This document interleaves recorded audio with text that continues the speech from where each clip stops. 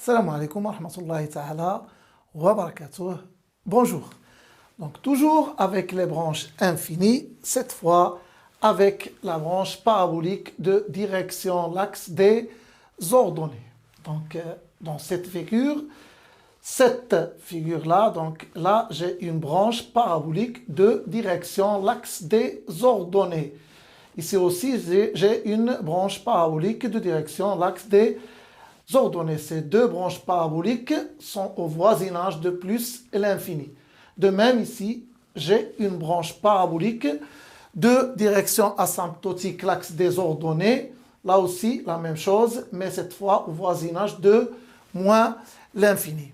Donc, comme définition, étant donné une fonction f, et c'est f sa courbe représentative dans un repère, donc si la limite lorsque x tend vers plus l'infini de fx égale l'infini, que ce soit plus ou moins l'infini, et la limite lorsque x tend vers plus l'infini, cette fois de fx sur x égale l'infini. Respectivement, voisinage de moins l'infini, si la limite lorsque x tend vers moins l'infini de fx égale l'infini, et la limite lorsque x tend vers moins l'infini de fx sur x égale l'infini, alors dans ce cas, je peux dire que CF admet une branche parabolique de direction asymptotique l'axe des ordonnées au voisinage de plus l'infini dans ce cas et au voisinage de moins l'infini dans ce dernier cas. Donc pour mieux comprendre la notion d'une branche parabolique de direction asymptotique l'axe des ordonnées, on va essayer de traiter un exemple simple. Donc il s'agit de la fonction fx définie par fx égale x cube plus 1 sur x moins 2. Je commence tout d'abord par déterminer le domaine de définition, comme toujours.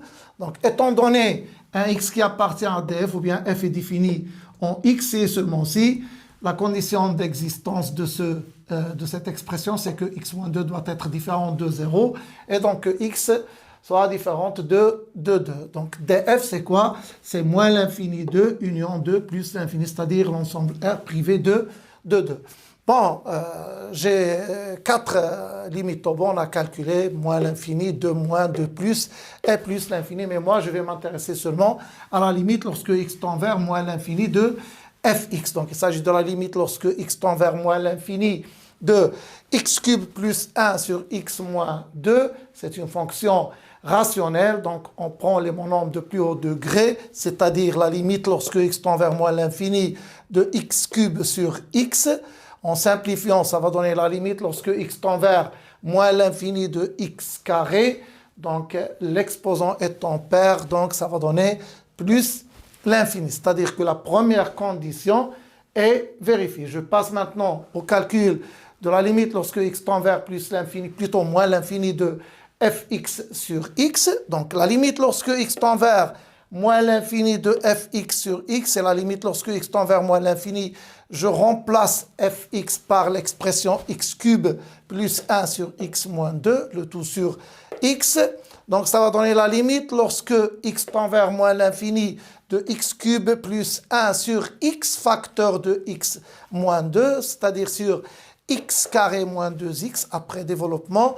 Étant donné qu'il s'agit d'une fonction rationnelle, donc je vais prendre toujours les monomes plutôt de plus haut degré, c'est-à-dire la limite lorsque x tend vers moins l'infini de x cube sur x carré, qui va donner la limite lorsque x tend vers moins l'infini de x, qui est égal à moins l'infini. Ça veut dire que la deuxième condition est vérifiée. Et donc, j'ai quoi? J'ai la limite lorsque x tend vers moins l'infini de fx égale plus l'infini, et la limite lorsque x tend vers moins l'infini de fx sur x égale moins l'infini.